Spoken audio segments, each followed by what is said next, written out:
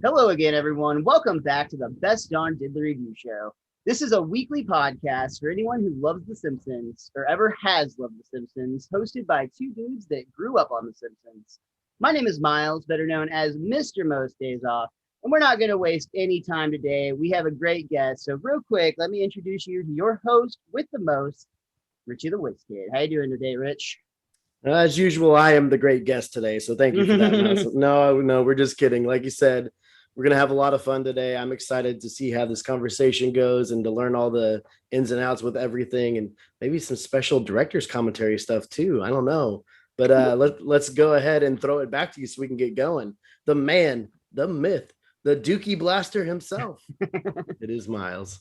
Guys, I'm so excited to have our guest on today. She joined us for the first time 3.5 years ago in November of 2017 to talk about the episode Cape Fear, an episode that she was a fan of before she wrote for the show.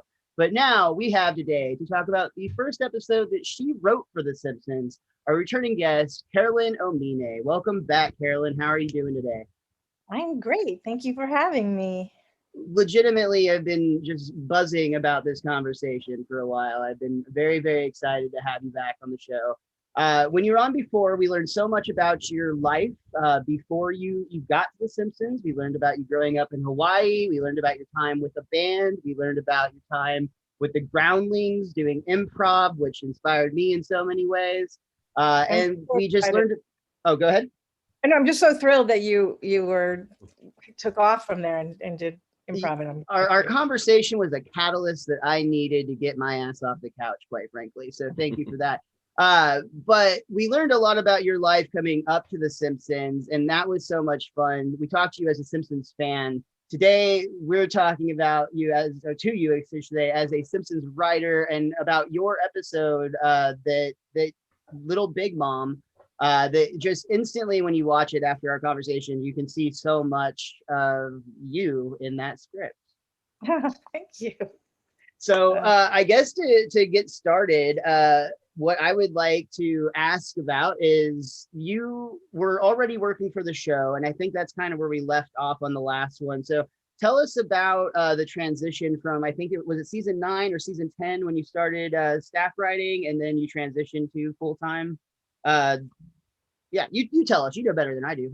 Well, yeah, it's sort of the same thing, like once I joined the staff in season 10. So, it basically is the same job. It wasn't any sort of promotion to when I finally wrote. It's just that, you just wait till you get assigned a script. And so I was there. I was just helping with the rewrites on some of the things from season 9. So I remember my first joke, because it just sticks in my head, was Viva Ned Flanders. It was the Vegas joke. It was a sign joke where it was loosest craps in town was my sign joke, and I was very excited because that was the first thing that was going to appear on TV. Simpsons, even though I don't think I'm not even credited yet and as a member of the staff, but it was actually a long time getting a script. I guess there was a big staff, and I remember at one point there was only 2 scripts left, and Tom Martin and I were both new, and they were like, Mike Scully said, okay, we're going to have like a pitch off between you two. And he told us, but we've had so many Homer and Bart stories. So we only want to do a story with Marge or Lisa I think only Marge or Lisa. So, so we were like racking, and it was this really kind of nerve wracking because it was like me and Tom Martin are going to have this pitch off just between the two of us. And then they hired Al Jean, but Al Jean came back. Like, he had been gone for a bit, and he came back. And so it was like, Tom and I are like, oh, here comes the day. What is the pitch off? And like, we're so nervous with our little papers. And then it was like, Al was like, oh, we're pitching stories. I've got a few. And he pulls out this notebook with like he just had all these stories that he's been thinking of. And we're like, I guess he wasn't really that away from the show after all. And of course, Mac doesn't say, no, the rules are no Homer or no Bart. And so he pitches all these really great Homer stories. And eventually it became the one where the man who came to criticize dinner, the one where he's a food critic. Mhm. And so, of course, that year it was like, well, I mean, it was so much funnier than, not that, Lisa and Marge stories tend to be a little bit more emotional. And this was like a big, funny thing. And it got all these big laughs. And of course, it was Al. So it was like, well, get the business. We're just like, well, okay. Guess we'll do a show next year. So so we went like a whole year without having an episode. And, it was a great episode. I thought Al's episode about, where, all the food restaurants in town go against him, whatever. So then the next season, actually, Mike came to me and said, I have this idea for a show. And it was just a really small idea, like just the germ of an idea that Marge gets hurt somehow and Lisa has to take over cleaning the house. Like that's what he had. So I was like, okay, yeah, I'll do it. And then I had been working on a pitch, mainly because at one point Ron Hauge had said the phrase monkey knife fights. I was trying to figure out how could we get to monkey knife fights. So I had already prepared a pitch for a story where the Simpsons house sit for Burns and discover he has a boat, and then realize once they're in international waters, anything goes. So they can have monkey knife fights.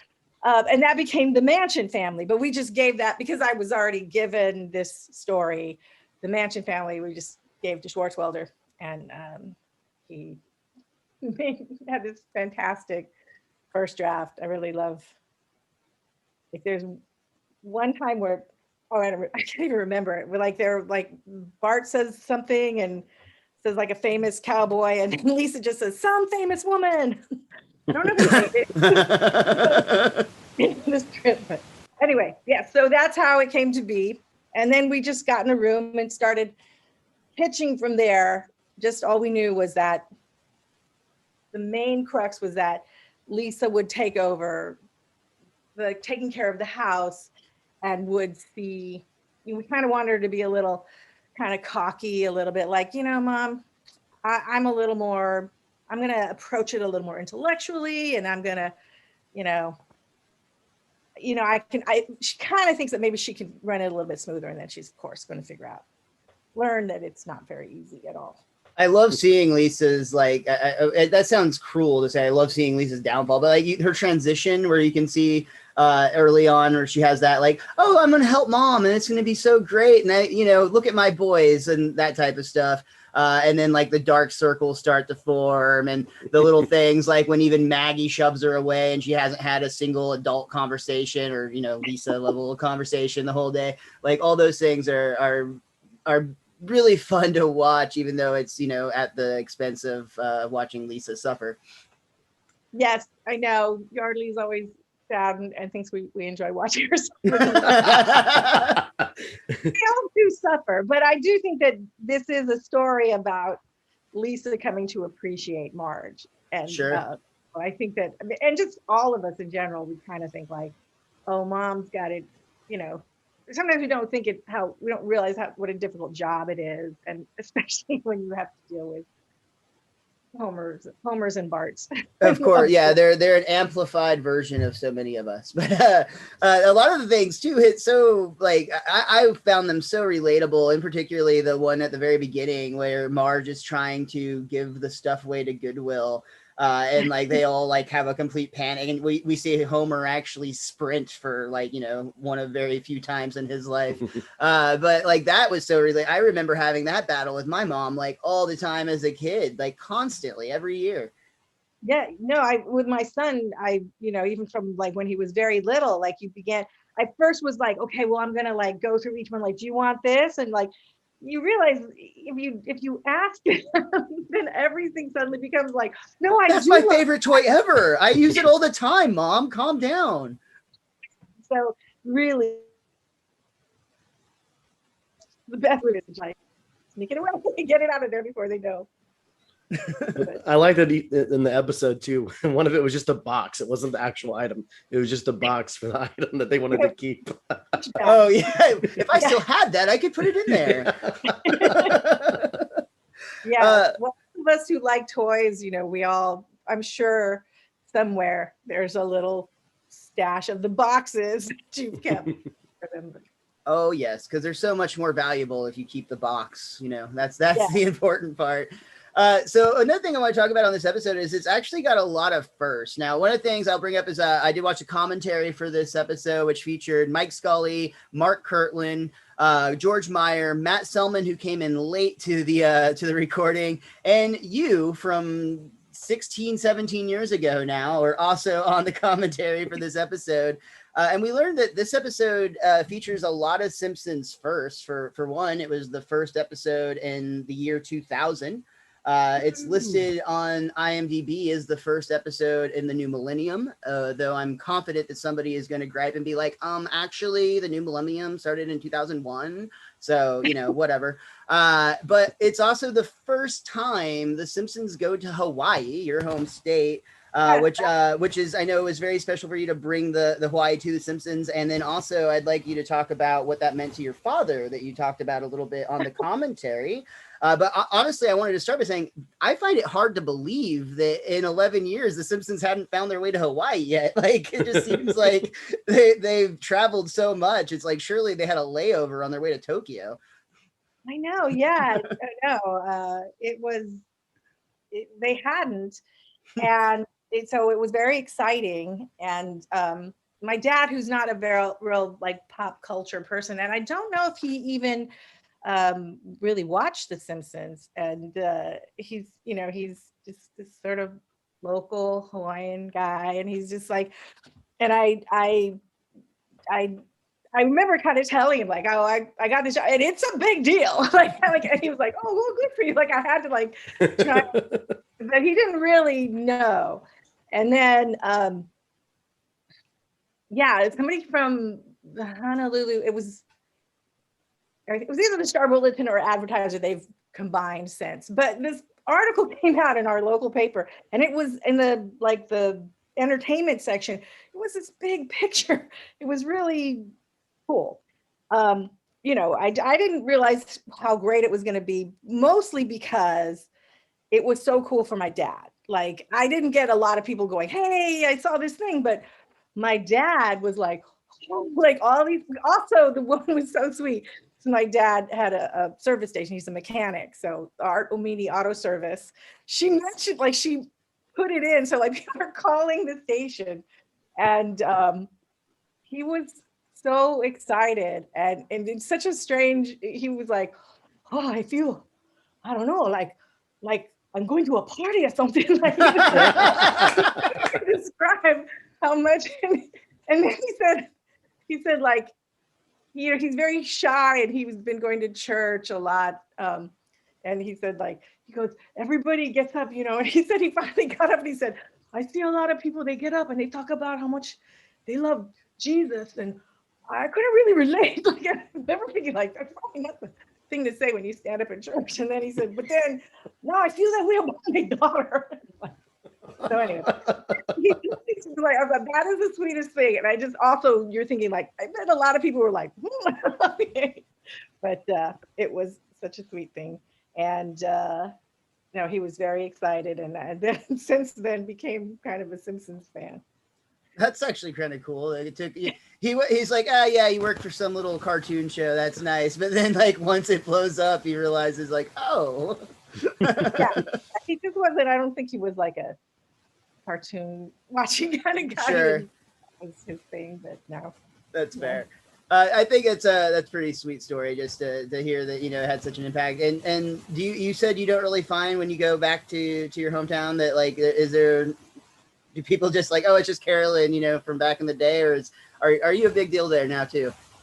I don't know. I mean, sometimes there's some people that will like, if they're sort of interested in writing or maybe sort of some version of show business, they'll be interested. But I don't know. I kind of felt like even when I went to like my high school reunion, I kind of felt like at first people would say stuff to me, and they would sort of drop little hints that I thought, like I remember this one guy was like, yeah, I work for my uncle, and he's a man, and it's good though because when you work for your family, you don't get like fucked over like you do in Hollywood or whatever.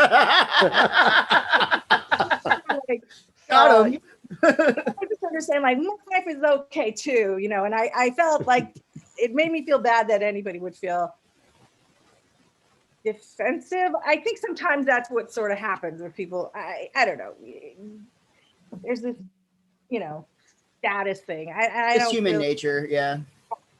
So I think for the most part, I'm just like, I think either they don't really care or they don't like it, but every once in a while, people who are interested in this field, then they are interested in talking to me because, just for information and that kind of stuff. Like that stuff I love. And that to me is, it's not so much that it's like a status-y thing, but it's like, you're doing something that I want to do, and how do I do that? And Yeah, that's completely that again. That's I feel like human nature. That's how that works. Another first this episode has that I wanted to ask you about is this is the first episode of The Simpsons to be rated TV-14 instead of TV-PG.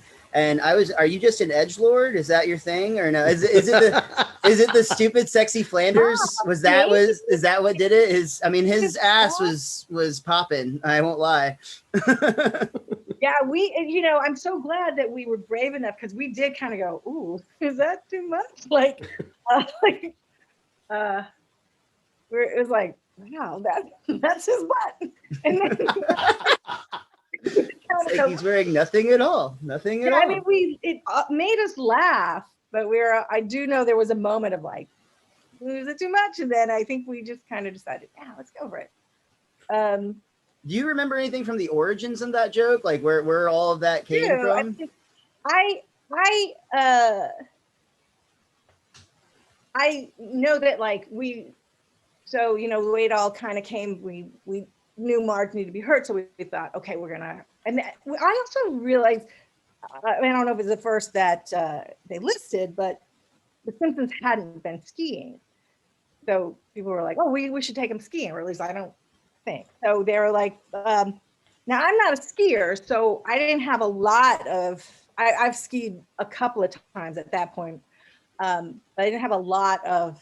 Oh yeah, great thing. And I remember it was George who came up with the idea that like he thought it would be funny that Marge would be the only one who didn't ski and gets injured. The clock gag is so good. Yeah, we hadn't really figured out what, but yeah, then eventually it was just like a nail. The cuckoo clock breaks her leg. And they fix it just by like, oh, here's the problem, and they just turn it up right. I don't know, do it. And so at one point, I think it was Ian, because I remember he was running the room. He said, there's always that guy, like your friend who shows up and they're wearing that super skin tight ski outfit, which I did not know about. So and this was like, I've never seen that either. Yeah, and but Ian is like, he's a Maxstone Graham, and it's a different world. He's skied a lot, and he probably I can imagine, and he's a triathlete and all that, so I can imagine he would probably have a friend who would be like a speed skater or whatever, skier. So I just had that. I knew we had that aspect that Flanders would come and be like, eh. And so I think I pitched. I think in my script I had, it feels like I'm wearing nothing at all, and I think I wrote "Stupid Sexy Flanders." Nice. But the idea of him coming. No, you know what? Yeah, and then somebody else. It was, I don't remember who else had the idea that it would come back. That was, and I can't remember who did that, but I thought that was brilliant. But that like later when he was like, okay, think of what the instructor said, it coming back was somebody else's idea, and that really kind of cemented it. It's now one of the most popular Simpson memes of all time. Seriously, it pops up so often. In fact, I was going to ask, I just sent in the group chat here on the Zoom call. Have you seen this action figure that's coming out from Super Sexy Flanders? I have ordered it. Nice.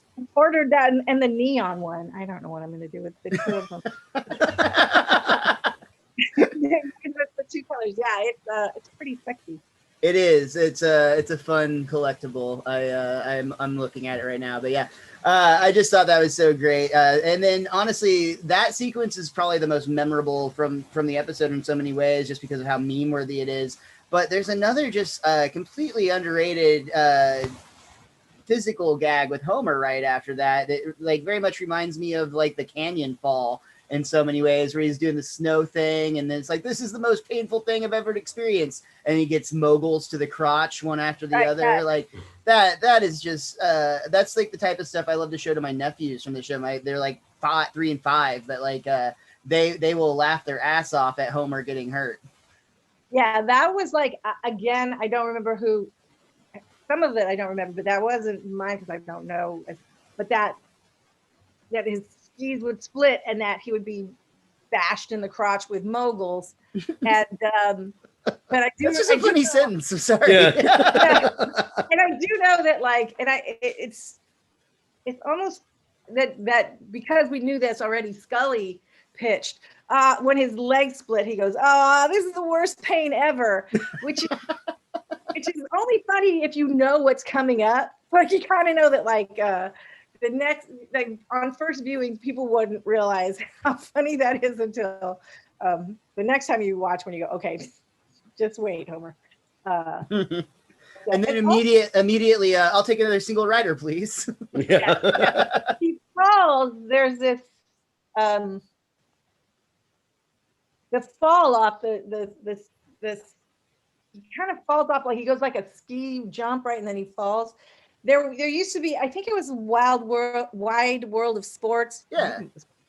And it used to be one of the opening sequences was like the thrill of victory, the agony of defeat. And in agony of defeat, they would always show this skier flying off the ski jump. And that's basically kind of a shot for shot. I don't remember what station, but they used to play reruns of that show at like 2 a.m. when I was in high school or college. And yeah, I'd watch that all the time. It's like a precursor to Jackass, but like more serious. Instead of shopping carts, it was like really people trying. But yeah, so we've already jumped into a lot of the independent jokes and sequences, and we can talk more about them as we come along. But let's back up just a little bit. The episode is titled Little Big Mom, which originally aired on January 9th of the year 2000, which is just kind of cool to transition from the 90s into the early aughts. The chalkboard gag on this one was, "I will not create art from dung," which is listed on IMDb as being inspired by an exhibit that was on display in the Brooklyn Museum of Art. Was there shit art happening in New York during this time? Is that what happened? I don't remember that. Yeah, I don't remember that. There was that time. There was Piss Christ was one that had happened for a long time. That, the picture with in the plexiglass with urine. I remember that. I don't remember the dung thing, but yeah. These damn creative types, you know how they are. Yeah. Yeah. Sometimes it's hard when we do something that's been like really in the news, and then some things really stick in the consciousness and some things don't. I can't even really remember what that was. So but I do think it's a good thing in general not to create art out of dung. Yeah. But follow your heart. Do whatever makes you happy. I don't know. Or follow your butt in this case. Yeah, I guess so.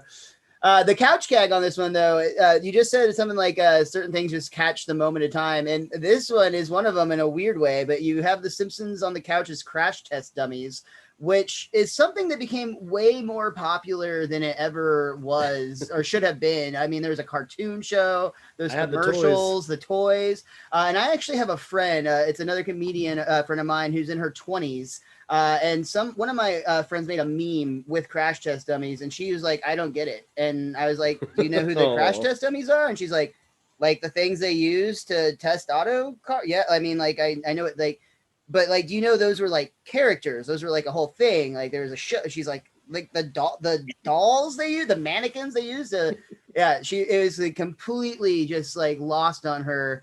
Yeah, I just thought that was funny that this in itself is almost like a product of its time, just because that was a weird time where tools for safety became icons of pop culture. Yeah, I mean, the couch gags, we generally do them as sometimes we'll do them where we, especially if we need an especially long one, but a lot of times, sometimes it'll just be like a group will, because we split into two groups often, and somebody's working on the automatic, somebody's working on the table read, and sometimes it'll be like one group finishes early and it'll be like, okay, just do couch gags. and so we'll do like a list of them, and now we definitely need the internet, because so many times we'll go, what if, and then we go, oh no, we totally did that. You have to watch the compilation where they put all of them together on YouTube. I don't know if we've ever seen the whole compilation, but we do, like, we did have an intern come in once and just sort of make a file for us, and then but then now, just to update it, I think we sort of depend on like Wiki Simpsons and things, like and hopefully they're accurate, but yeah, it is always like, sometimes we go, oh yeah, this is a great idea, and then we like couch gag, Ferris wheel or whatever. No, it's been done. But yeah, generally, I mean, I always generally think they've got to sit down in some way, and so I just try to think of like, where do people sit down, and I think generally that's where that's where those start. It seems like a real smart move now that you guys will kind of pawn those off on other artists who will like take over for a week, so you guys can just be like, yeah, we'll just work on the episode this time. Yeah, well, we did a couple, and they just turned out so well. Yeah, some of those are really, really fun. Yeah, I think it becomes more about like, sometimes we'll think about, oh, what about this guy, or and then we sort of see what they want to do. I think it generally takes we sometimes we'll try and put them on a short show, but sometimes it's like, gotta cut a minute out of the show to fit the couch gag. How times have changed. Okay. Yeah. Speaking of really fun things about The Simpsons, we both are big fans of Itchy and Scratchy, and I have to say this opening is an absolute blast. I like just die. Well, that's a weird word to use, but I die laughing every time with the cloning machine going straight into the killing machine. That is just so damn funny. They actually Itchy gets bored of killing Scratchy, so he's just like, well, I'll just automate everything. And then and the whole Dolly thing at the time, I remember that was just like a big the sheep that they cloned. We've cloned humans at this point, right? Like that's happened. They cloned a sheep in the 90s. Happening in some little lab that they're not supposed to talk about. They do it, see if it works, then drop them into a kill machine. No, I'm sure. And also this was, I was very happy because we hadn't done, there's actually a long, I don't like it, somebody will have to go back and see, but I remember Scully saying, oh, we haven't done an Itchy and Scratchy in a while. So yeah, happy to, like, we had a little period of not doing it. So because I love Itchy and Scratchy.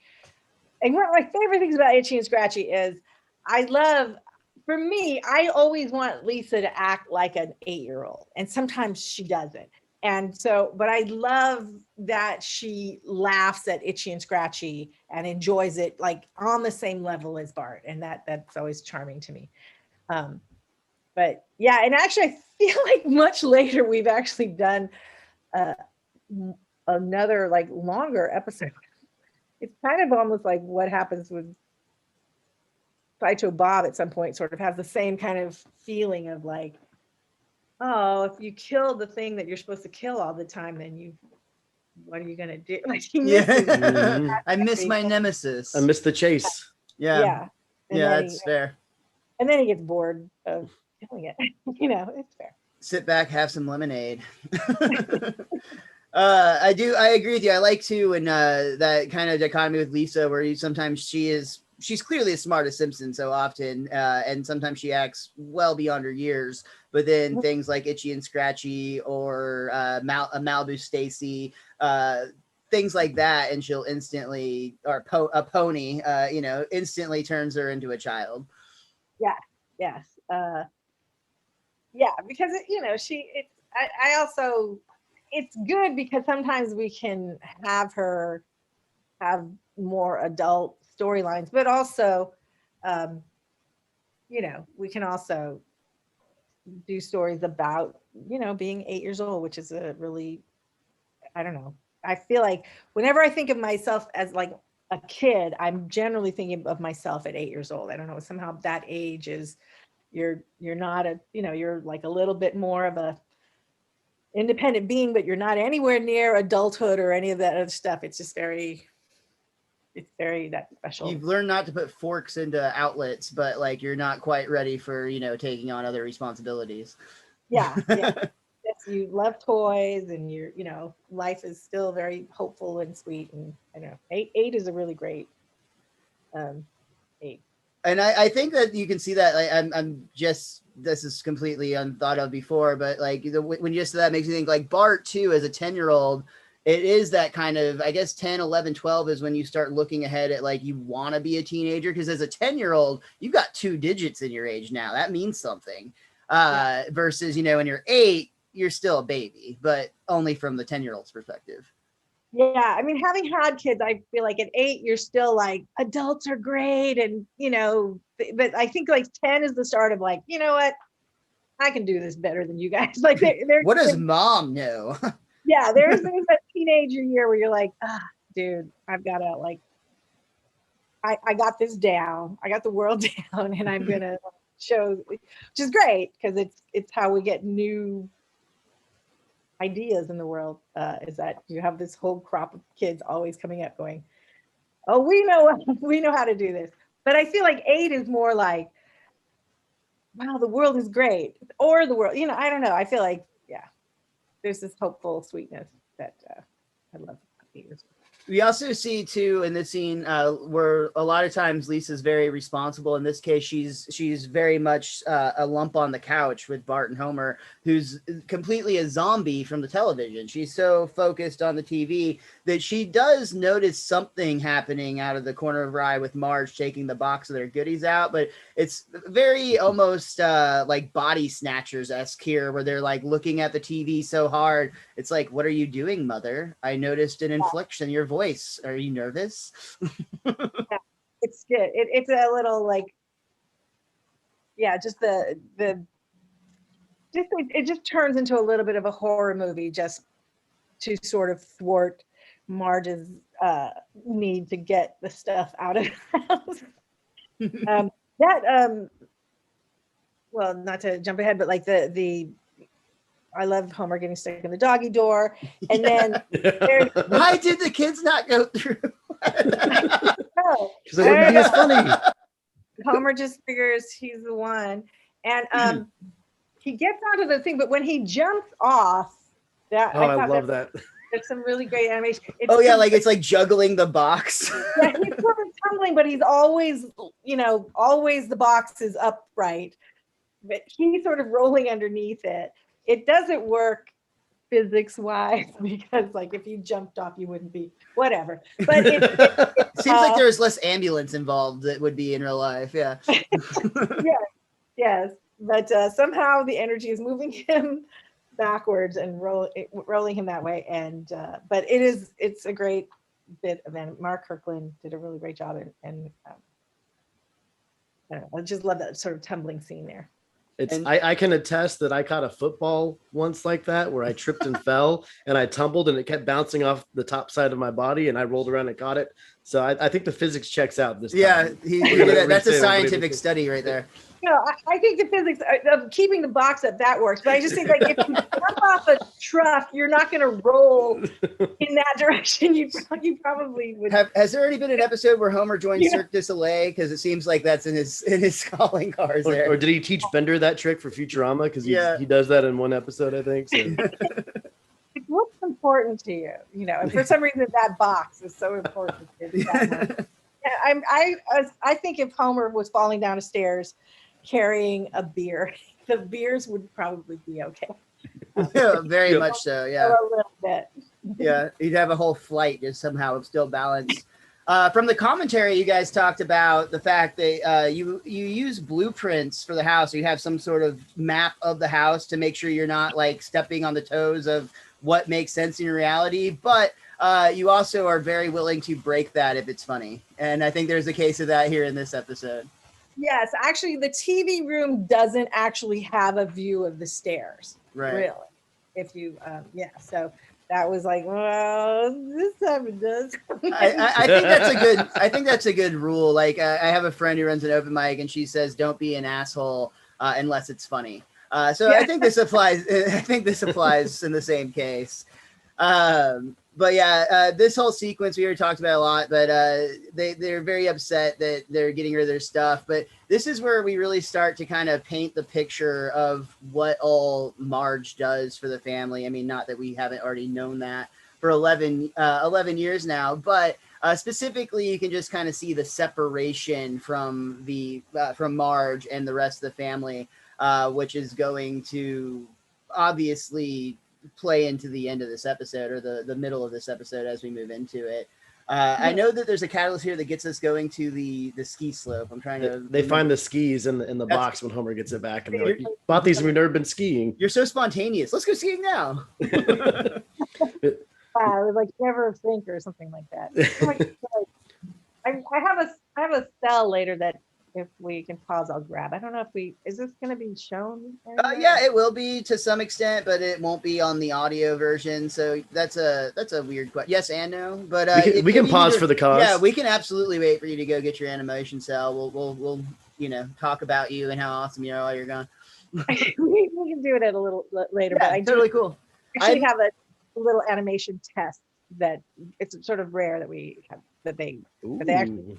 That's did super cool. Painted a cell for this to just test this one thing, and it's later when Marge is in the hospital. Okay, that's really cool. Yeah, I always like hearing about whenever you guys go to new locations, how it's really fun, but it's so much work on the animation department because a lot of these things are being created for the first time.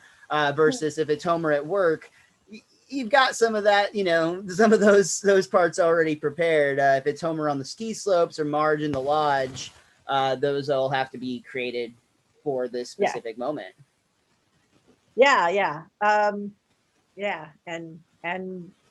things like, they have a walk cycle and they have, we know how Homer walks, like we know how his hands move and there's sort of things like that of like these sort of building blocks of animation, but you have to kind of create a ski cycle, which we don't have, and things like that. If these other, like Lisa doing her of course, Lisa does cross country skiing. I hated that and loved it at the same time because like she's exactly who does cross country skiing. The deer hated it too, apparently. Yeah. Oh god, that was funny. It is the sort of I think it's the second time, but I feel like it's not the last time though that deer have behaved inappropriately. Not endearing. That inspired Critter Christmas on South Park. Oh, it did. In Homer's Phobia, it's sort of the same thing. I think with the the reindeer like attack Bart. Yeah, you're right. Yeah.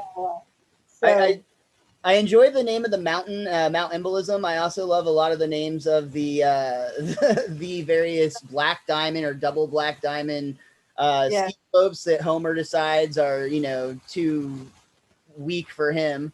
The Widowmaker is for chicks. It's like it would not be. Yeah, that was great. Colostomizer. Ooh, the Colostomizer.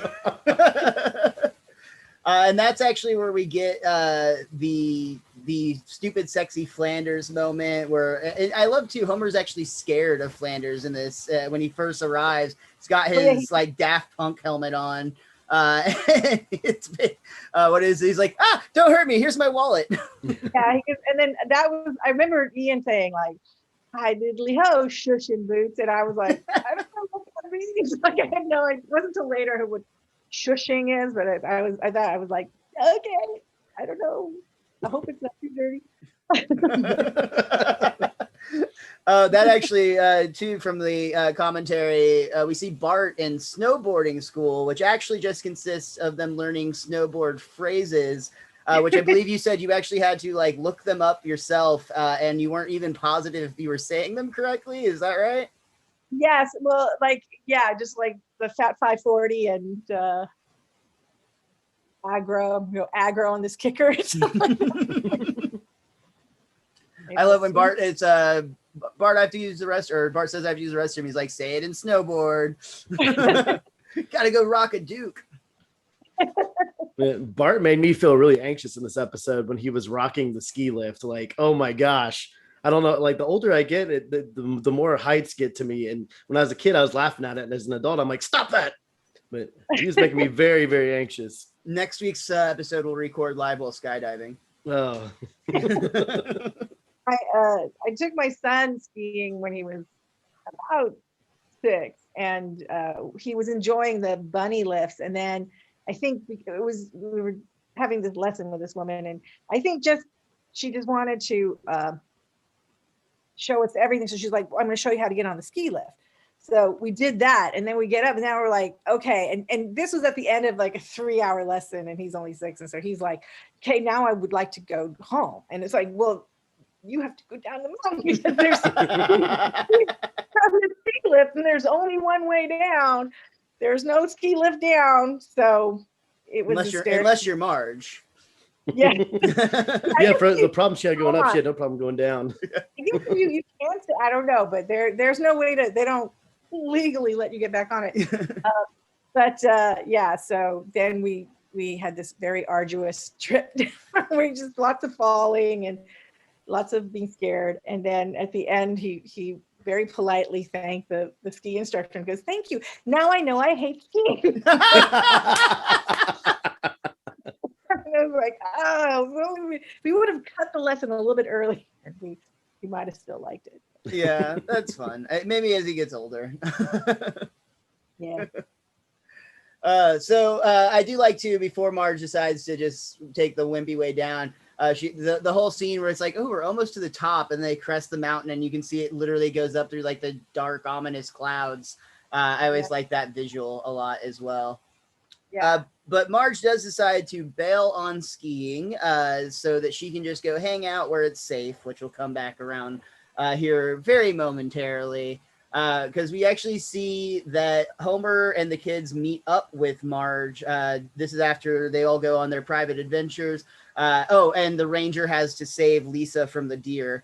That is also real fun. But we actually see them all meet up with Marge, who has been, what was she reading, I believe, in the ski lounge. And that's when we see the clock fall on her knee. So everybody, Homer survives a downhill fall. Lisa survives a run-in with a pack of attacking deer. Bart masters snowboard lingo without damaging his vocal cords. But Marge takes a broken leg, which is an extreme injury from having a small cuckoo clock fall on you.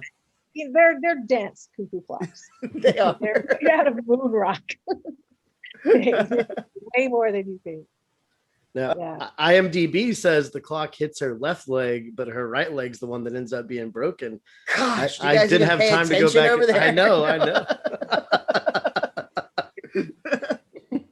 Thought it was just the right leg. Yeah, I didn't check that one, honestly.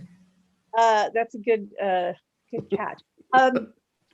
Also, when you were saying that there was a TVMA rating, I was thinking like maybe it was for the thing Disco Studios because he does. It might have been. I forgot it. Oh, I can't believe she's going home with those guys. It's also like I want you to be relaxed while I do my thing. Yeah. But then he sees that she has kids and he like backs away from her. Moonwalks right out of there. Walk away, not today, disco lady. I also like the little gag with Homer on the ambulance, who's originally, I think it reads Downtown General, and then Beth Israel, then St. Mary's, and finally landing on Springfield Presbyterian, which actually, again, from the commentary, you guys said that one locked you into using a Springfield Presbyterian sign for the hospital for the rest of the episode, whereas usually it would just say Springfield Hospital or Springfield General Hospital. Yeah, I think We had to make it a religious affiliation. Continuity. Woohoo! But that actually brings us to the end of Act 1. A whole lot happens right there to end up with Marge in the hospital with Dr. Hibbert giving her a diagnosis of a compound fracture and says that they need to have her remain motionless. Otherwise, a hunk of bone could zoom right through her brain. Yeah, we had to make it a serious one because I think they usually are trying to get you out of there. Well, and this will jump a little bit, but I love this sequence with Marge, who again often just doesn't get the laughs that the other characters will sometimes, but when she does, they're so good. And the idea of her like being so into cleaning that she's balancing on one leg using her like traction thing to like hold herself up while scrubbing the windows because she couldn't deal with a dirty window, or even her line right here where he's like, you'll have to be in the hospital for a while, but I can't be in the hospital, tomorrow's laundry day. Like her dedication. And who's gonna de-meat Lisa's bologna? Like, how do you even do that? Which, by the way, Lisa has no problem cooking pork chops later. She just can't. She'll cook the meat. She doesn't eat it. But yeah, either way.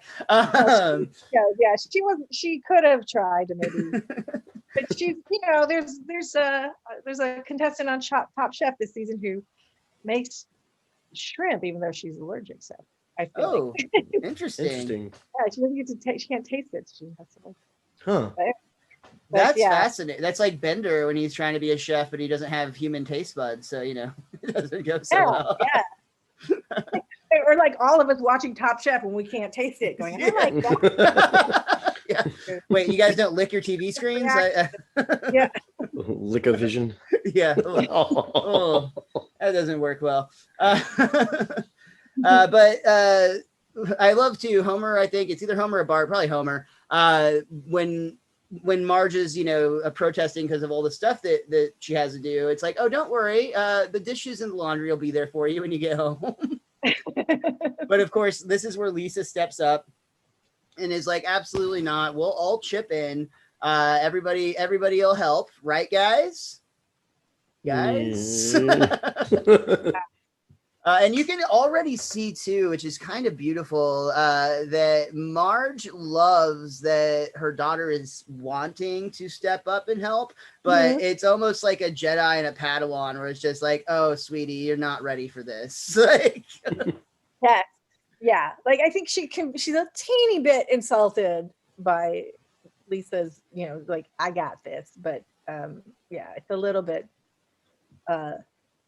Yeah, and it is like, I don't know why this sort of reminds me, like sometimes I get really annoyed with, sometimes there's period pieces where the women are so woke as if like, all we needed to have women's rights was somebody just needed to ask for it, and like, whereas I kind of feel like there's a sort of like that where Lisa's like, no, you let them get away with this stuff and I'm going to not let them get away with it. You know what I mean? Like I will make them chip in.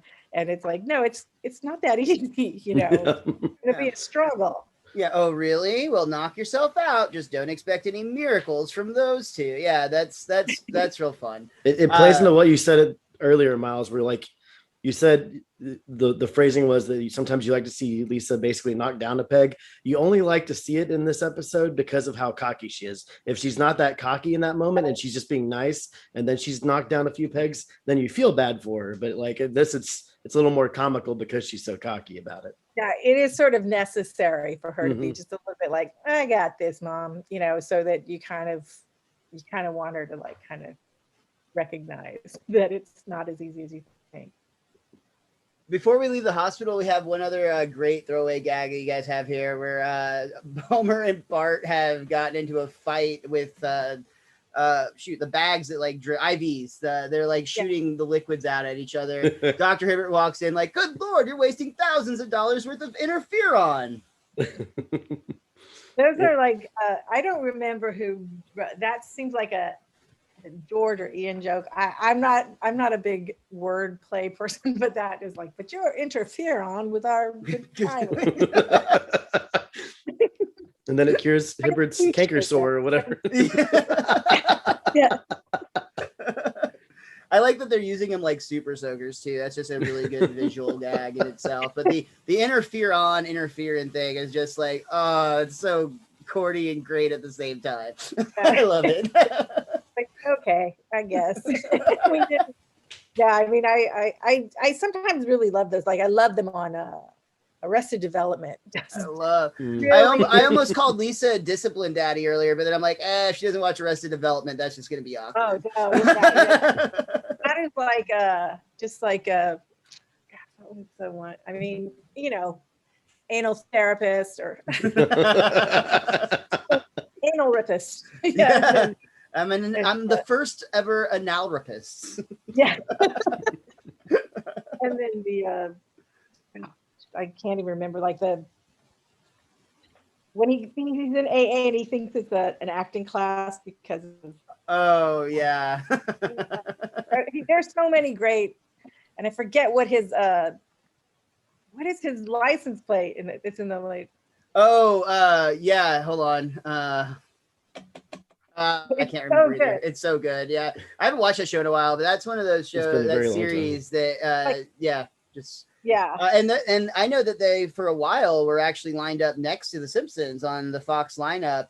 Unfortunately, it didn't take off. Anus Tart. Anus Tart. That's it. Yeah, yeah. That's right. A new start. That's right. Yeah. Like, a new start. That's so brilliant, isn't it? Tobias, you blow hard. But yeah. Oh man. The methadone clinic, and he thinks it's method one. Yes. Everybody's getting up, and like he thinks that they're all doing their monologue. They're all like, and then all the stuff they do with the Fantastic Four film, which was like this legendary disaster in the 90s. Like that's so fun too. It's so great to see Marvel back then, like just having no idea of what to do with their properties, and then Disney coming in and being like, "Guys, just let us do our thing." Hold my beer. But back to the episode for now. We see Lisa is very gung ho about trying to take care of the house and do her thing. It's already going pretty badly. We see Bart and Homer are just at their top worst behavior, but Lisa has a great idea. She's going to put a chore hat together, only every time Homer draws something, it's either a practice or didn't count for whatever reason. And I love when it's like the whole point of the hat is so it's random, and it's like, oh, no one's questioning the hat, we all love the hat, the hat's great. When I pull it from the hat, I'll do it unless it's a practice. See, look, right, and there it is, but it's a practice. And then you immediately cut from Homer trying to half-ass both jobs by just dropping the dirty dishes into the fish tank. That's genius. I loved that, actually. Yeah, that was just you had to be paying attention. It actually feels like that would be a good solution. Hey, the fish look happy. They weren't expecting Italian food, but it's better than what they usually eat. I'm sure it's not the best for the fish, but I think they would like it. We do not endorse you doing your dishes in your fish tanks at home. Just to be clear, it's only funny when Homer does it. We also see things like Lisa's preparing their lunches and having to say things like, get the firecrackers, or you can't trade your fruit snack for firecrackers, which is of course something you'd think you'd say to a 10-year-old, but immediately Homer is like, oh, but Lenny's got bottle rockets. Yes. I also like the that is good animation, just them like Homer is sort of like he's just kind of running in place when she comes out and gives them the food. There's just this cute little excitement, and then I think he kind of tells on Bart for something. It's he said that he caught his sweater on a nail, but Homer's like, no, he left it on the bus. You're dead, Squealer. And then she's just, my boy. Yeah, that's really sweet, because like early on in the second act, we still see Lisa in her mind is like, I got this. Marge doesn't know what's up. Like, this isn't that hard. Still thinking it's not as hard as it's a little harder than I thought, but not as hard as Mom said. Right. She still feels like she's in control. which is obviously just not the case. And we do see the weight of this start to toll on her pretty quickly here, because she makes a very nice meal. Again, as a vegetarian, she cooks meat for her brother and father. She is trying to think of every detail, and she actually rushes to the kitchen because she forgot the shaved almonds for the salad, and comes back to see the bowls like rattling. Oh, and there's the great scene where she's trying to do something to his pork chop, and Homer growls at her like a dog. Yeah, she wants to take it to put something, and he like growls at her. Yeah. I love it when she comes back into the room after leaving for like 2 seconds, that even Maggie's plate is spinning empty and Maggie's gotten up and left. Yeah, nobody appreciated what she worked all day for. And then again, like right thereafter is where that scene occurs, where now it's Homer, Bart, and Maggie is taking Lisa's place on the couch. Lisa is the Marge from earlier, and when she comes out, it's almost like they're so focused on the TV. She's had a long, stressful day and wants to talk, and even Maggie is just like, get away from me. Yeah, it's funny too, because this just sort of jumping ahead, like when we were pitching out the story, we always pitch out very like detailed. And then the story, and sometimes we do just jokingly go down paths that we'll never do, but we'll just do it because sometimes it's just making yourselves laugh. We're just like go down this crazy, absurd path just to laugh. And I thought that's what we were doing when somebody was like, well, yeah, and then maybe she could make them think they have leprosy. And I'm like, yeah, I was like, no, yeah. And then we were all pitching, and then like I wasn't writing any of this down. And then as it went further, I was really like, oh no, we're doing that. This is happening. Okay, wait, what was the thing you said? And then but one of the things is that I mean, I know this is sort of setting this all up, but Scully said that what if she's visited by the ghost of Lucille Ball, because this is sort of the crazy thing that Lucille Ball often does. And so to set that up, they are watching I Love Lucy. So just to sort of why this thing got into her head, is that the show that they're watching is Lucille Ball. I love the ghost of Lucille showing up. It's a fun gag. I like the name joke they do with her too. She's like, I think there's a few other last names in there too somewhere, but and then don't come out of the drums. That's my bit. Yeah. Also, the scene here too, where Bart was supposed to do the dishes, and he says, "I'm just letting him soak." I believe from the commentary that it was Mike Scully that said that came from his real life like roommate from when he was younger. That basically they would almost get into like a competition of like who would let the dishes soak longer, because they would like it would get to the point where they forget whose turn it is to actually do them because they've been soaking for a week. Yeah, I remember a lot of and I remember even like Ian and some of the other guys like, men soak dishes. I'm like, enough. We can't do it right now. It's gotta. But yeah, it makes the food fall off. I get it. It makes sense. Yeah. But when you let them soak for 4 days, it turns out it rusts through the bottom of the pans, which I don't know if that's scientifically accurate, but it is funny. When Lisa holds up the skillet and like looks at Bart through it, it's an illusion. That's a George Meyer joke too. It's an illusion. Yes, I think it's if you don't have quality pants, maybe. Yeah. That's true. The Simpsons can afford to go to Hawaii on a whim, but their pans came from Kmart. Well, they were from Flanders, right? That's true.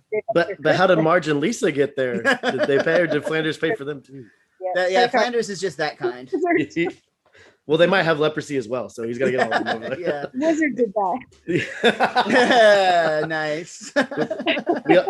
We also had a scene during all this where Mo called asking why Homer wasn't at the bar. Oh yeah. And we talked about this a few seasons ago. Like, when does the like complete change happen in Mo, where he becomes kind of like the depressed, pathetic, just for lack of a better description, person? And I don't know, maybe this is like the hard turn right here, because he seems very, very lonely and upset in this scene. And I'm wondering if this is the start of the Mo that we all know and love, like in modern times, because he's been kind of gruff and angry in the past all the time, and now you're starting to see the other sides of him. Yeah, Yeah. it's dark here. There's been hints of it, but before I think that he's. I don't know if this is a start, but We can blame Carolyn for it. Slightly unrelated, but on Bork posting, which is this fantastic Simpsons meme group on Facebook. Somebody today posted a parody of Stan from Eminem, the Dear Slim, I think it is, the song Stan from like the 90s, right. but it was Mo writing, and it was Dear Midge. Really? I'll send it to you afterwards. It's very funny. It's a whole long little rap of Dear Midge, I'm sorry you haven't been calling or whatever. I guess you haven't gotten my letters. It's really funny. I should get that cell. Can I? Yeah, absolutely. Yeah. Dobby picture up of my dog that looks like. There we go. Yeah. Earlier, before we started recording, I was pointing out like, oh, it's her and her doggo, and Richie was just like, oh, I thought that was her in a picture of Dobby from Harry Potter. But then, icing on the cake, Carolyn shared with us that her dog did in fact go for Halloween as Dobby from Harry Potter. So I think that that works. I thought it was like a plush or something. After you put it out, I could legitimately see this being like taken at Universal Studios. I mean, Yeah, he definitely looks like Dobby. He's sitting right there. But anyway, I'm putting it on full screen to see this real quick. Right. Let's see. Oh, you're gonna get, it's too much like reflection from the thing. But can you see? Yeah, we can see it. Yeah. Oh my God. Oh wow. Whether we were gonna go like full on Marge hair on her, and here it's the left low. Or go full on, or speckles, and yes, and so we don't do this very often because this is a fully painted cell, but yeah, they did it, and so it's in my bathroom now. But Carol, I'm so glad you shared that, because again, from you 16, 17 years ago on the commentary, excuse me, you talked about how there was a test cell where Marge looked like a blue-haired gorilla. That's a very accurate description. Yeah, we did. I mean, when we were writing it, I liked the idea of, cutting open the cast and it going like, almost like Jiffy Pop with like so much hair. You decide, no, it'll just be like the I mean, I've never broken anything, but I've had friends who did, and I do remember like the hair will change color or be longer or like white or black, depending, it is something happens if you deprive your hair from white. Well, and I like to, it went from Marge, like, I mean, there were moments in this episode that you would have to describe as downright sensual between her and her doctor, where, she's getting the hair massage or something. I guess that might have been an ear massage from her rabbit ears that are supposedly hiding underneath that hairdo. Yeah. Her hair there's a lot of little spots in there that. But so to go from that to see her, like she's a little uncomfortable or embarrassed. It's like, oh, I guess, it's a funny gag. I think the only other thing we really missed in there was Homer doing the grocery shopping, where he had a list from Lisa and he's like, you weren't even close. Yeah, he just thought that was a prediction. And then he actually ends up having a conversation on the candy cell phone, which starts as a joke at Lisa's expense, but then quickly turns into him actually oh, what, are you not talking to me anymore? They hung up. Yeah. And that was like, I remember my niece at the time was very young and had a candy cell phone, and she would talk on it so much that I realized, oh my gosh, when this girl gets to be a teenager, we're going to have a problem. It definitely did come true, but I can remember going into like a store where it would say like, no, don't be on a cell phone. And I'd be like, look, see, you're not, you got to hang up. And she'd be like, it's not real. And I'm like, you are just as annoying as somebody on a real cell phone. And she would have arguments like, what? You don't know. She just wrong. And it would hang up. If you hung it up, it would ring. So she would always like, and then she'd hang up. And then another thing. This person was stalking her, and she was arguing with her. But it sort of was inspired that moment. There's another like moment too. I guess it's probably like the official breaking point before she goes to the leprosy idea.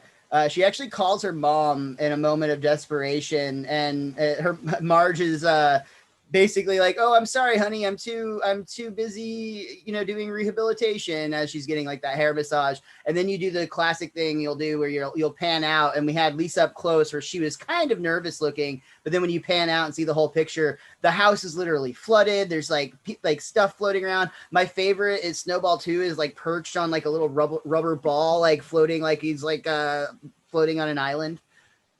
Yeah, that was. We were trying to think of. I think we eventually came up with the flooding, because I remember like there were 6 kids in my family, and I remember when I think about like what was the worst thing we did was one time we decided to pull up any rugs we had and we just poured soap and water all over the floor because we thought it would be like ice skating, but it was the entire house. And we were just like, there were lots of like foot injuries of people like sliding completely out of control into like corners and we had like kids. And I just remember at one point realizing, oh man, this looks terrible. But we actually did get it all cleaned up. And then to get rid of the soap, we had to pour water from like a watering can. Like it was a sort of linoleum floor, so it was, I don't know, it was pretty strong. And then everybody came around with a bunch of towels, and it actually looked cleaner. But I just remember thinking, like, my mother comes home in the middle of this, like the whole entire house. It was a small house. But you got it cleaned before she got home, so you could have just been like, "Look, Mom, we cleaned the house today. We did the floors. look how great of kids we are. Nothing weird to see here." Yeah, she never knew about that. Unless she's now. Yeah. Yeah, she saw all of the spinal injury, because we really it's not good. Like we're like slipping and pulling on our butts really hard, and I think kids are lucky that we're so bouncy. Yeah, those rubber bones we have when we're younger. But we did. I just fill it up. The whole house is full of water. That I guess is the best. Yeah, when I was younger, I lived in Kansas for a little while, and we had a basement, and there was a time where there was like a flood warning, and people were like worried that like basements were going to get flooded. And I remember as a kid not really processing the horrors of that and just being like, we could swim in the basement? That sounds amazing. Like, that would be so cool. So I'm sitting there like rooting for the floodwaters to get high enough that like, we get a pool installed for free, and like not really realizing the absolute horrors that would entail for, like the adulting portion of my family. But we do wrap up the second act here with Lisa having her big plan with just a little bit of oatmeal and food coloring. She is able to, and a visit to the virtual doctor from the makers of Dragon Quest and Sim Sandwich. We get a virtual diagnosis of leprosy. And of course, I love the line where, is that possible? But Bart, I think, is like, yeah, duh, we're pigs. I love that the virtual doctor deuces out, like he just picks up his bag and runs out the door. Yeah, unclean. That is the voice also of the guy who did the "You've Got Mail." Like it's the actual. Oh wow, that's pretty cool. Not that very few people remember that, but a few people who remembered having AOL. That. Yeah. So that brings us to the end of our second act, and we open up the third act with the plan now in place, and Bart wondering, why would God punish a kid? I mean an American kid. But Lisa points out that leprosy thrives in filthy conditions, so the only chance is if they clean up the house, and she goes to get them a couple of mops. But Homer points out, mops? The cure sounds worse than the disease. Yeah. And I don't know, that's one of those things where it's not exactly accurate. It is a I think it's a virus. I'm not sure. I think it is. But it's, yeah, it's not, it doesn't just come from dirtiness. It comes right.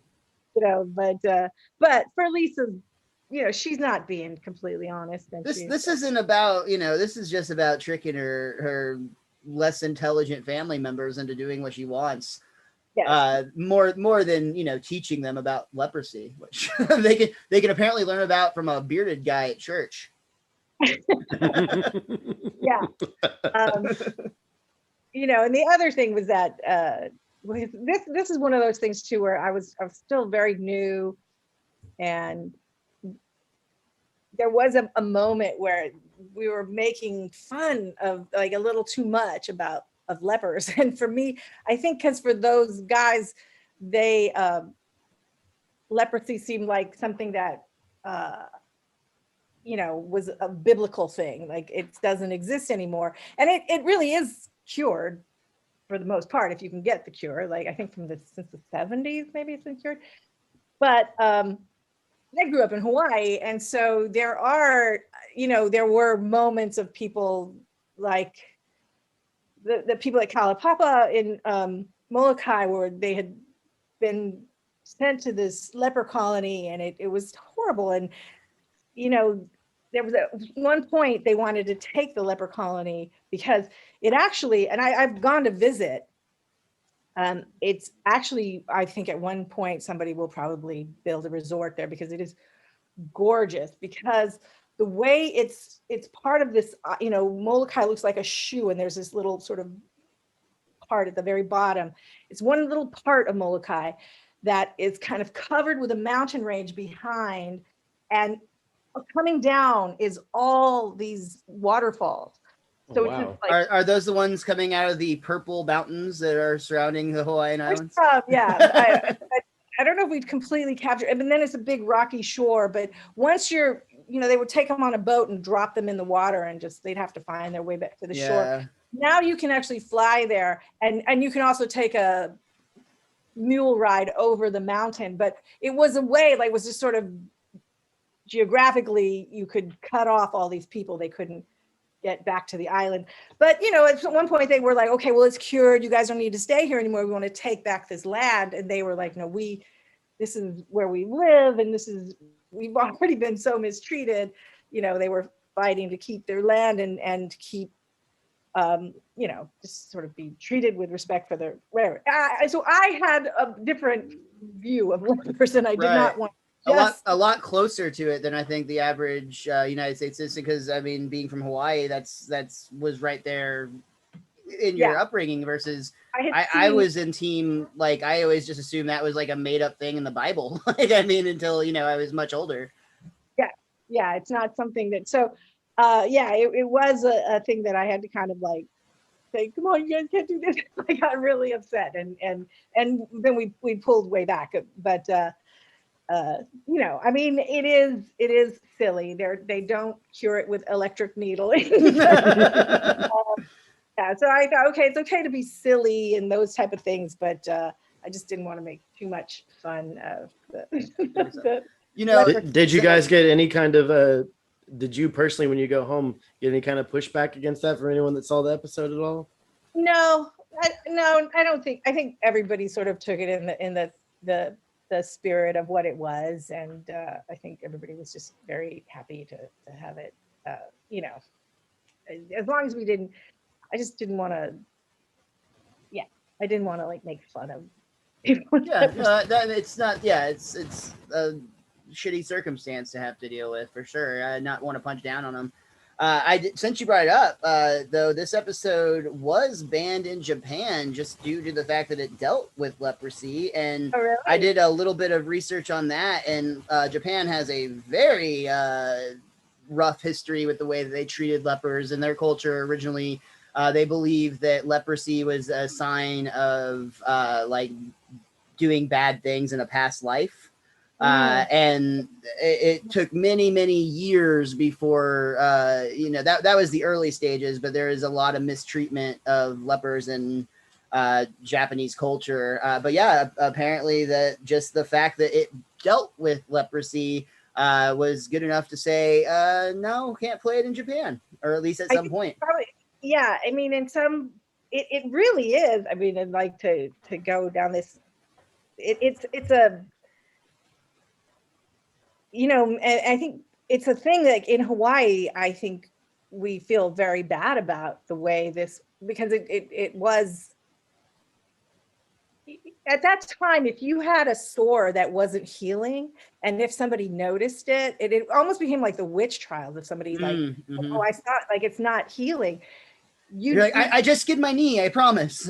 Yeah, I mean, it could be anything, and you would be put in a sort of a holding place, and then so sort of watch, and if it still didn't heal, they would. So a lot of people sent there didn't have it, but they were just sent there, and there was no coming back from it. And the thing that was also very heartbreaking about Kalapapa is that like there were people who went with loved ones because they didn't want them to go by themselves. So they spent, it'd be like mothers going with children, or husbands and wives would go.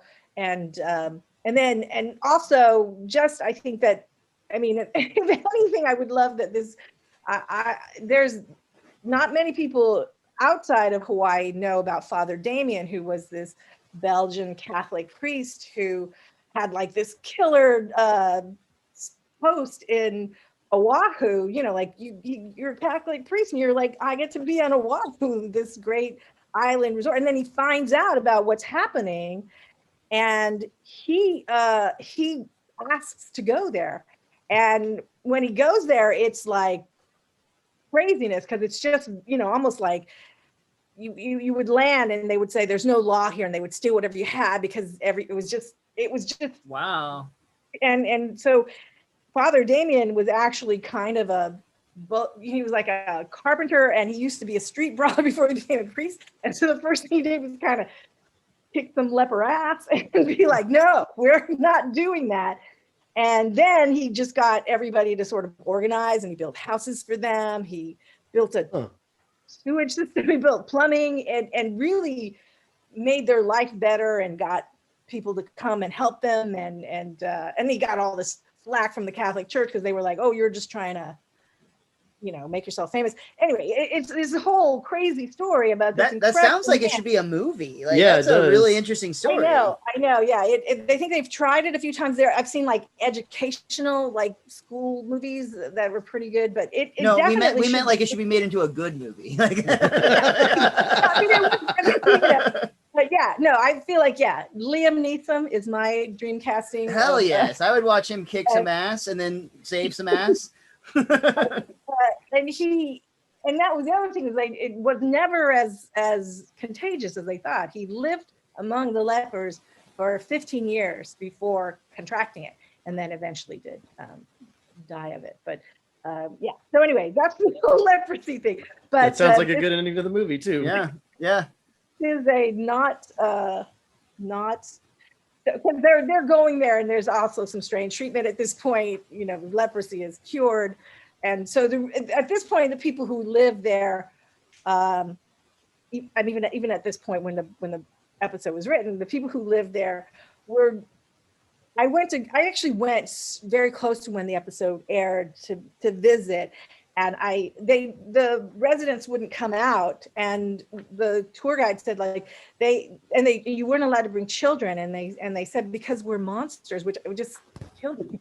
But they were disfigured, some of them, and so they would hide, and you could go and take this tour, which is a little strange, but also really beautiful.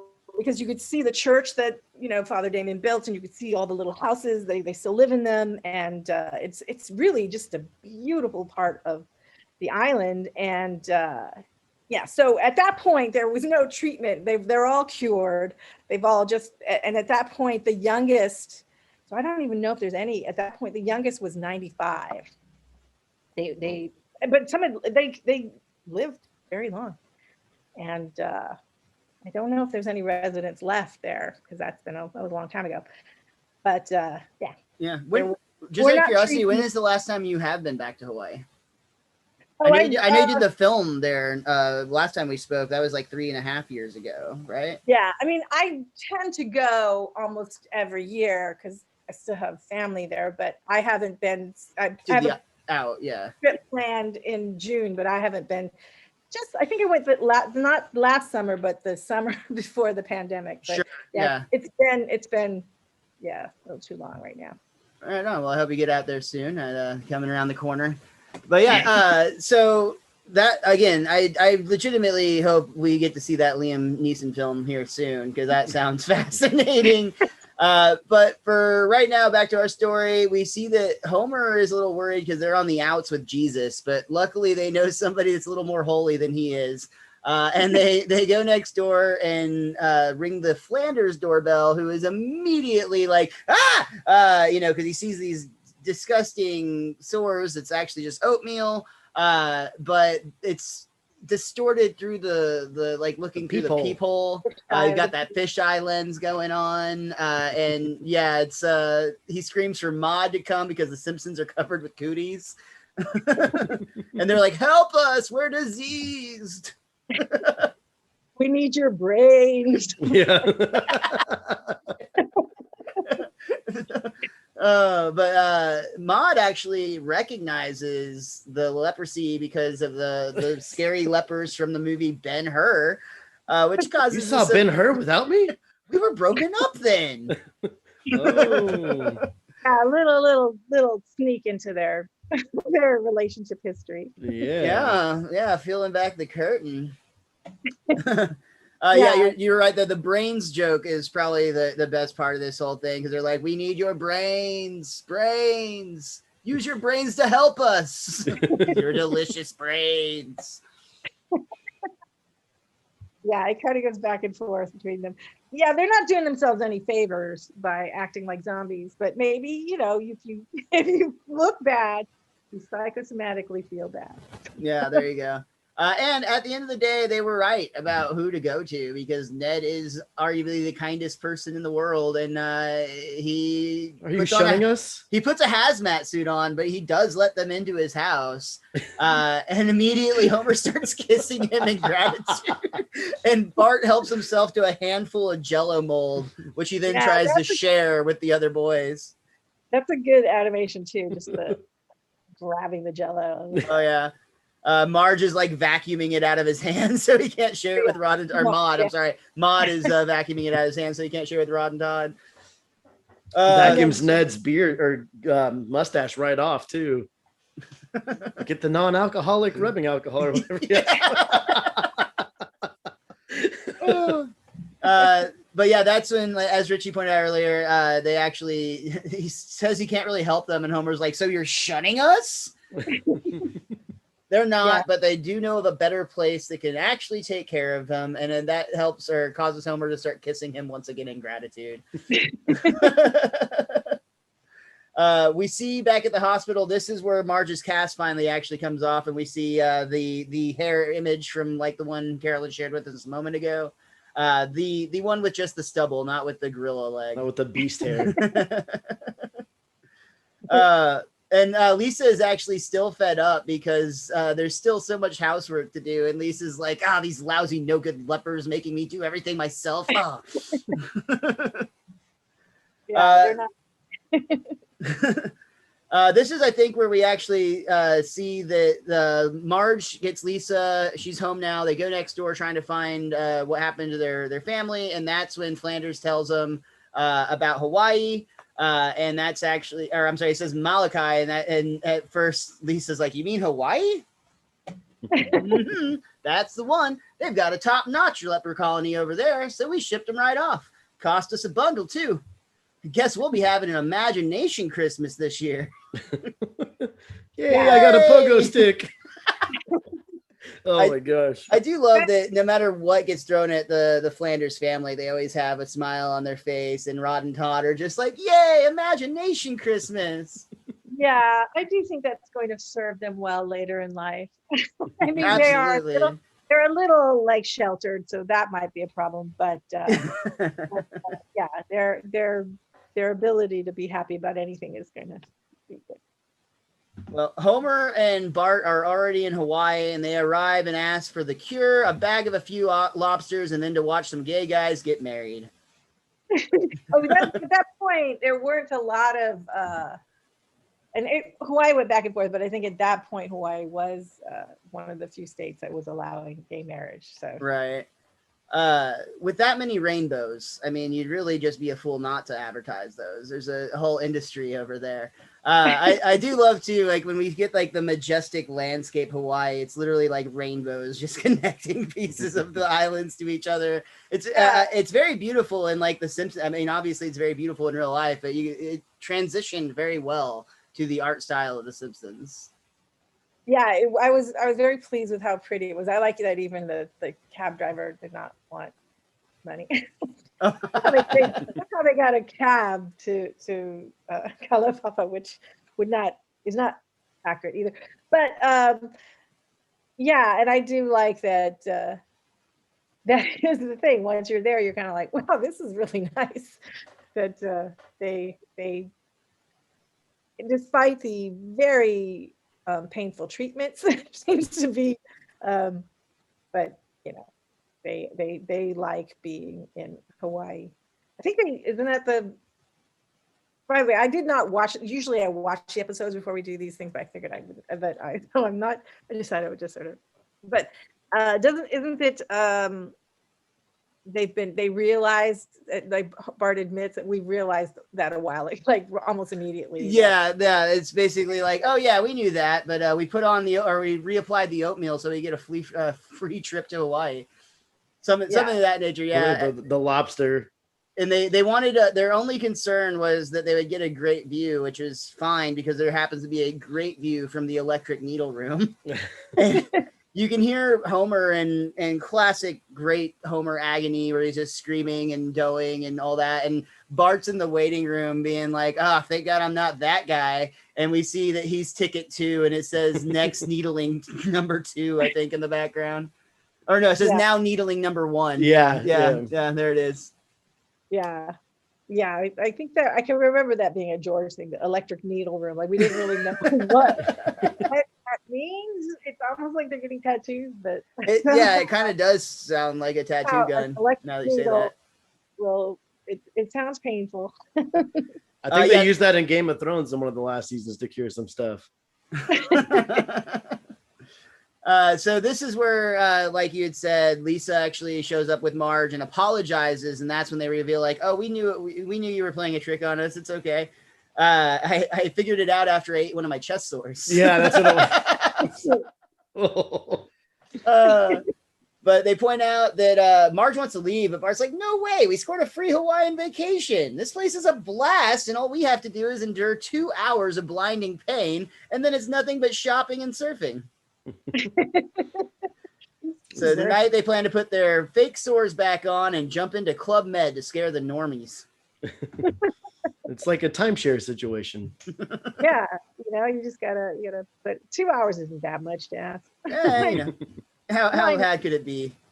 But then they do call for Homer's, the next up to have their, it was some sort of treatment that sounded like it would be very painful if you had open sores on your back. Yeah. Kind of standing. Dermabrasion hut. That's what it was. It was the dermabrasion hut. Yeah. And there's actually a really fun little moment here. Again, you guys talked about this in the commentary, however long back, but as Homer's walking away, he has like a little hop, skip, and a jump almost as he kind of is going. And apparently, originally they had animated it where he was walking or stepping over something that ended up not being there. But you guys just liked it so much that you just kept it in because it almost looked like he was joyously hopping to go off to his dermabrasion hut or treatment. Yeah. He's just accepted. Got to go get my skin sanded off, and he's totally happy about it. Always looking on the bright side. He sings Aloha Oe, doesn't he, at the end? Yes, and it's so good because it's like aloha, aloha, do. Yeah. And then we get kind of a Hawaiian styled Simpsons theme as we go over the closing credits. And that does bring us to the end of the third act and to the end of the episode, A Little Big Mom. Carolyn, is there anything else that we didn't cover about this episode? Any memories or anything that you want to share from your time of writing it or just reflecting back on it? I don't know. I think we covered everything. Hell yeah. Yeah. I was so excited. One thing that I've always been super proud of is that for a long time, and I'm not sure if it's still true, but I know from a couple of times when Dan Castellaneta would be interviewed, or when we did sort of live table reads, and he said that it was his favorite episode. So I was always very. Aw, that's a huge compliment. I mean, that's big. Yeah. Very cool. Richie, was there anything else that you had for this episode you wanted to point out?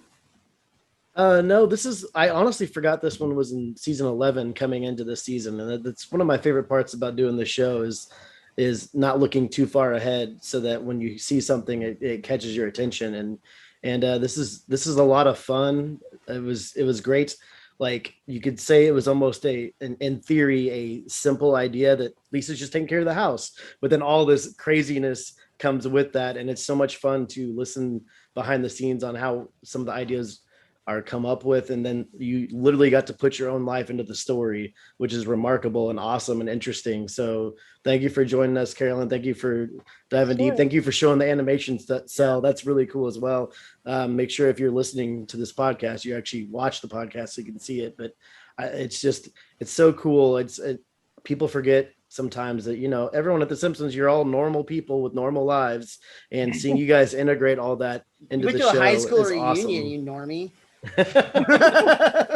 But it's cool to see personal lives reflect the creations that you're doing. So yeah, and there's so many people who work on the show, so it is always this sort of wonderful alchemy of all the animators and the voices. One thing I do want to just also a shout out to Dan Castellaneta. I remember when we were recording this thing, I said in that skiing scene, I said, he's being hit with moguls. And so he did that first, that like that specific pattern. And then they animated to that. And That's I do awesome. think that does help, because Dan knows, I don't know, he knows Homer so well, and just getting that rhythm, and it's kind of amazing. I'm always impressed whenever I see that, just knowing how. I just remembered him, because he hadn't realized it, and then him getting that note and just going, oh, okay, and then changing his shout, his ow, to have moguls in it. That's mogul so cool. hits in it, and then they animate to it, and it's really just an amazing little. It's always fun to hear about like the collaboration that goes into these things. I would say even more than a traditional show, or even just animated shows in general, I think have that unique aspect to them, that there's more hands involved with the creation of each joke. And it's really cool to hear about how that comes together. And I do want to reiterate what Richie already said, but thank you so much for being here to share your time with us and to talk with us once again. I've been looking forward to this conversation for 3.5 years when we talked about having you on for this episode when you were on the first time. So this has been an absolute pleasure to have you back. I know you're on Twitter. Are there any other projects or anything else that you'd like to plug while you're here? No projects to plug, except for when I do write the Father Damien movie, and yes, look in theaters 10 years from now. please keep me in mind for a leper. I'll gladly make up. I have some scare acting history. It's just oatmeal and paint. It's just oatmeal and green food coloring. I can do it. So easy. But also, so do look at Father Damien and the whole history of Kalapapa. It's K-A-L-A-U, I believe, P-A-P-A. And it is an amazing story. And yeah, so, I mean, we made light and all, but it is a really amazing, interesting part of our history. Absolutely. Well, again, thank you. And thank you, everybody who tuned in to listen to this and download and liked and subscribed and all those awesome podcast things that you do. We really do appreciate it. Richie and I will be back again next week. We'll most likely be taking a break from The Simpsons and talking about the Invincible comic series that is now an Amazon original series. But we will be back to The Simpsons very soon. And the next episode we are going to be covering is Faith Off. And if we haven't stopped doing this show for the cops, what chance do you have? So until next time, be cromulent to each other.